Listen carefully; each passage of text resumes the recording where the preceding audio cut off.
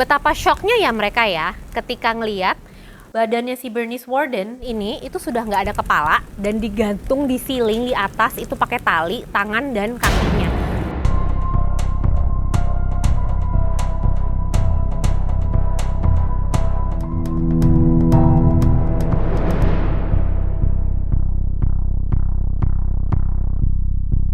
Hey guys, apa kabar lu semua? Welcome back to Freaky Friday bersama gue, Bu Pentol.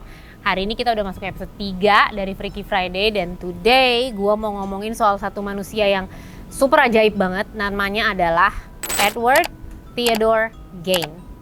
Dia ini berasal dari Wisconsin, Amerika Serikat. Dia tuh lahir kalau nggak salah gue di tahun 1906 deh. So, ya ceritanya emang lumayan udah cukup lama, udah cukup tua. Kalau kalian yang biasa ngikutin cerita-cerita misteri atau thriller atau apapun pasti familiar banget nih sama si Ed Gein ini. Karena dia ini memang cukup famous ya dalam dunia orang-orang gila kalau kata gue. Well anyway, kita mulai ceritanya sambil gue mau bikin French toast hari ini, oke? So, si Ed Gein ini waktu masih kecil dia itu deket banget sama nyokapnya. Bokapnya itu tuh kayak pecandu alkohol gitulah, yang suka mukulin dia, mukulin nyokapnya, mukulin kakaknya. Jadi kayaknya dia memang gak deket ya sama bokapnya ini. Nah tahun 1940 bokap itu meninggal.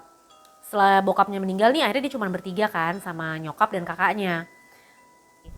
Cuman sayangnya kakaknya si Henry itu meninggal gara-gara mereka lagi main gitu pakai api gitu deh. Somehow entah gimana tiba-tiba apinya itu malah kesulut terus malah nyamber dan kena ke si kakaknya ini si Henry. Nah setelah itu si Ed ini kayak agak-agak gangguan ya Nek kayaknya gitu loh. Nah setelah si Henry ini meninggal, buset nih si demen kemana-mana. Setelah si Henry ini meninggal nggak berapa tahun kemudian ibunya dia tuh juga meninggal. BTW nih ya sebelum gua kelupaan gua harus recap dikit. Nyokapnya si Ed Gein ini tuh super duper religius banget. Si Edgar Gein ini tuh kayak nggak boleh kayak bergaul sama orang-orang, nggak boleh kemana-mana, jadi lebih banyak di rumah ya sama nyokapnya ini gitu. Nah mereka tuh tadinya tinggal di kota yang cukup besar sampai akhirnya menurut nyokapnya nih ya kota besar itu tuh kayak nggak baik gitulah buat anak-anaknya, makanya dia ngajak mereka pindah nih ceritanya ke kota yang lebih kecil. Nah anyway nggak lama dari itu kan nyokapnya meninggal, nggak tahu sakit atau apalah pokoknya. Setelah nyokapnya meninggal ini nih di tahun 45 kalau nggak salah gue, setelah nyokapnya meninggal itu kelakuannya si Ed Gein ini jadi agak mulai aneh-aneh nih. Nah sampailah pada suatu hari tuh di tempat yang dia tinggal ini ada beberapa cewek-cewek tuh mulai menghilang itu namanya Mary Hogan kalau nggak salah gue ya. Nah si cewek ini dia itu pemilik kedai minuman gitu di hutan pinus tempat si Ed Gein ini sering nongkrong nih. Cuman kan nggak ada yang bisa tie up penghilangnya si Mary Hogan ini sama si Ed Gein. Cuman orang-orang udah mulai curiga. Kenapa? Karena Ed Gein ini kayak nggak pernah sosialisasi, nggak pernah ngobrol sama orang-orang sekitar atau apa. Jadilah dia dicurigai, cuman nggak ada buktinya nih. Nah one day ada satu cewek lain nih namanya Bernice Worden. Dia ini pemilik toko perkakas gitulah yang jualan kayak gergaji, palu atau kayak gitu-gitu. Nah si Bernice Worden ini tiba-tiba menghilang. Nah akhirnya karena kecurigaan itu mereka ngegerebek rumahnya si Ed Gein nih.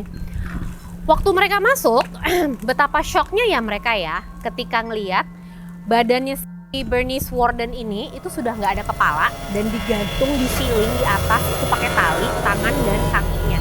Kepalanya udah nggak tahu kemana. Itu bukan part yang paling mengerikan yang mereka lihat sih, karena ternyata di dalam rumah itu penuh sama barang-barang yang terbuat dari organnya manusia atau kulitnya manusia, organ dalamnya manusia. Jadi ada ikat pinggang itu dibuat dari kulit manusia. Terus di sofanya dia gitu ada tengkorak manusia itu dibuat jadi mangkok. Mungkin diisikan permen-permen ya sama dia. Nah terus ada lagi tuh dia ngulitin kulitnya manusia itu dibuat jadi pajangan yang ditaruh di ya ruang tamunya dia gitu. Dan banyak macam lagi deh dalam rumah itu, pokoknya gila, itu scary dan creepy banget.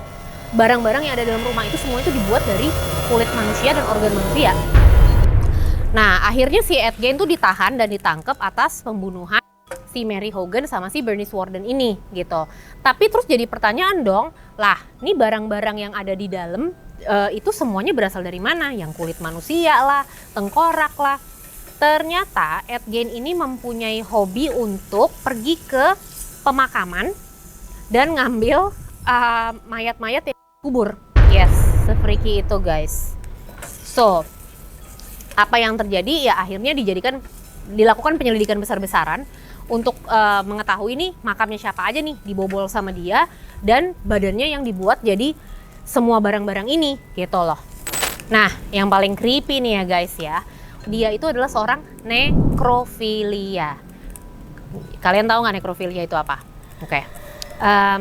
Agak mengerikan untuk dijelaskan, tapi nekrofilia itu adalah orang-orang yang suka berhubungan badan dengan mayat. Nah, di tahun 1957 dia tuh akhirnya diadilin. Tapi karena juri dan hakim itu ngelihat kalau kelakuannya dia ini memang agak-agak luar biasa ya, lain dari yang lain, dia ini dianggap bukan seorang penjahat tapi seseorang dengan mental illness. Nah, akhirnya dia itu bukannya di penjara tapi dimasukin ke rumah sakit jiwa. Cuman 10 tahun kemudian nih dia itu diadilin ulang atas pembunuhannya si Bernice Warden. Ya, sampai akhirnya tapi keputusannya tetap sama. Dia itu dibilang dia skizofrenik. Nah, orang yang skizofrenik itu memang tidak akan di penjara. Ya, dia akhirnya dibalikan lagi ke si rumah sakit jiwa ini sampai akhirnya ya dia meninggal di tahun 1984. Kenapa dia cuma diadili atas 2 pembunuhan? Masalahnya guys, 2 korban yaitu Bernice Warden sama si Mary Hogan itu adalah dua korban pembunuhan yang memang dia akui dan memang ketemu jasadnya gitu loh. Nah, kalau yang lain-lain ini memang semua korban-korban yang sudah meninggal pada awalnya tapi dicuri jasadnya. Jadi tidak dianggap dia melakukan pembunuhan. Biarpun kalau kata gue mah itu freaky juga ya. Man ya pokoknya di tahun itu akhirnya dunia bisa bernapas lega lah ya. Orang-orang di Wisconsin itu karena mereka tuh sempat ketakutan banget ketika tahu apa yang Ed Gein ini lakukan. Dan Wisconsin itu kan dulu kota kecil ya, nggak banyak orang hilang atau orang meninggal. Jadi ya dihukumnya Ed Gein jadi ini sendiri sih buat mereka. Yang jadi misteri itu polisi nggak pernah tahu berapa total pasti korbannya Ed Gein ini. Ya balik lagi kayak tadi gue bilang, yang ketemu jasadnya yang benar-benar itu ya cuma 2 gitu. Yang lain itu ya adalah korban-korban yang ditemukan diambil di pemakaman gitu. Dari hasil forensik di rumahnya ini ada dari semua yang ditemukan di rumahnya itulah segala perabotan dan lain-lain itu. Polisi sih mengestimasi itu sekitar 40 korban wanita yang ada di rumahnya itu. Well, kalau katanya sih ada yang bilang ini tuh akibat dia kehilangan adeknya yang akhirnya meninggal ketika main sama dia, bokapnya alkoholik, nyokapnya juga yang terlalu mendidik dia terlalu keras masalah agama. Ya banyak sih yang berspekulasi seperti itu sampai akhirnya ya Ed Gein makanya jadi agak-agak ya brutal kelakuannya. But anyway, masakan gue udah kelar, cerita gue juga udah kelar. Jangan lupa please nonton, like, and subscribe. Dan kalau ada yang mau French toast, nggak tahu hari ini gue lagi mood aja gitu buat American breakfast. So let's have some eggs, French toast sama sausage. Bye guys, jangan lupa nonton, like, and subscribe. And see you next week.